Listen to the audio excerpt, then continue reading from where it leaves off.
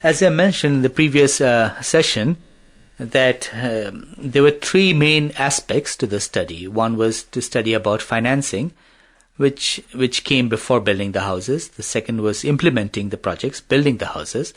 And the third was finding out how well these houses were, how well they performed, and how happy people were living in them. When financing was looked at, it was divided into two main types of financing by organizations. But I should also mention that some households who had not benefited from agency help were also studied to give a kind of comparative aspect to the research. So there were three main types of housing which were studied. Funding which was studied. Firstly, loans, and some organizations provided loans to households to build their houses. That is the first type. The second type were grants, outright grants. Houses were built for people without the free houses were given out. Then the third was self-financing, when people managed to find their own money and then build housing for their own. And the basic thing which was found was that, there was one program which is studied in great detail. It's called the Grameen Bank, and it is quite well known. It's been internationally acclaimed because of this innovative way of giving loans. And not to get into too much detail about it, but just to say that this organization provides loans at a moderately high rate of interest to very, very poor people. And people use this money to build houses for themselves, and then they repay the loan back over a period of 10, 15 years. It's just like any other mortgage. But saying that, this bank is a very specific type of bank. It tried to help people who had no access to formal banking institutions.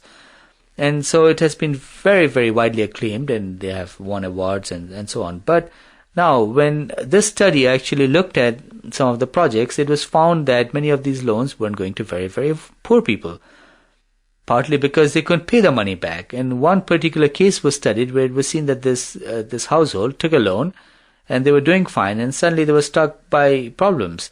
There was bad weather and they couldn't have good agricultural yields, and they started, defaulting on the loan. And once they started defaulting, they developed a very, very poor relationship with the bank, and the bank had to threat them and want to seize their house or the building materials that were given. So this led to a very, very unhappy situation. It has been said that the Grameen Bank, for example, has a 98% rate of recovery. Now, just to say that 98% sounds very, very high, but what about 2%? The Grameen Bank actually built 300,000 houses. So out of 300,000 houses, if you take 2%, it's a very, very significant amount of money which is not coming in, and a significant amount of people who cannot pay it back. So there are these problems. Even with the grants, a similar problem was seen that, houses were given to people, but very often it was the relatively better off households who could manage to get grant housing. There was never enough to give housing to everybody, really, except for very, very few cases and few examples. In one project, it was seen that houses were given to everybody in the village, but that was very unusual. So that was the basic finding of financing, that the very poor were excluded from such provision or such intervention.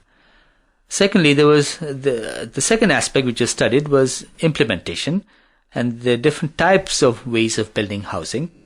And the two main types, one was when the agency went and built things, which is the agency-built form of intervention. The second type was self-built, and that was not the form of agency intervention. As in the case of financing, some houses were studied who built housing on their own without the help of agencies, just to compare and see how effective agency intervention was in comparison to self-built housing. And when agency-built housing was studied, it was seen that there was very often corruption in the projects. The contractors who built the housing stole money, and people got very, very poor quality of housing and problems like that. Now, when the self-built housing was studied, it was seen that it was very advantageous for houses because they could control the process of building. But there was also, it was seen that there was a decline of what is known as traditional ethics of doing things. People were, even within self-built situations, people were trying to deceive each other. And there was this permeation of the cash economy. People were much more interested in earning money than they were before. So there's this whole change in transition within the self-built mode also. And the assessment of implementation was essentially done or structured according to the level that the household participated in implementing houses, even agency-built housing. If there were some projects when the agency did something, some parts of the project, and then some of the other things are done by the houses themselves. And it was seen that the more involved the household was, there was less corruption. So there was this whole link between household participation and corruption.